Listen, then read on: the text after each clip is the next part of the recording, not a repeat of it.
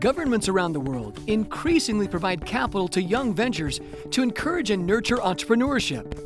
But many scholars and politicians believe governments are politically biased or incapable of identifying the best ventures to fund and should leave venture funding to competitive markets. Can governments actually identify and help the most promising venture prospects?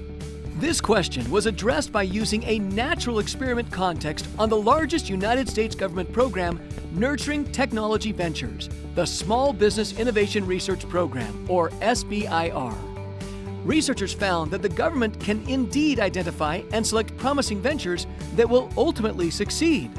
Specifically, researchers found that the SBIR program prioritized ventures that ultimately generated more patents, had more patent citations, received more venture capital, and were commercialized more often through acquisitions and IPO. They also found evidence that the government targeted riskier ventures with higher upside potential, consistent with their mandate. This research illuminates that governments can play a fundamental role in spurring economies through entrepreneurship. Wonder how government can productively drive economic growth through entrepreneurship? If so, you may want to read this paper.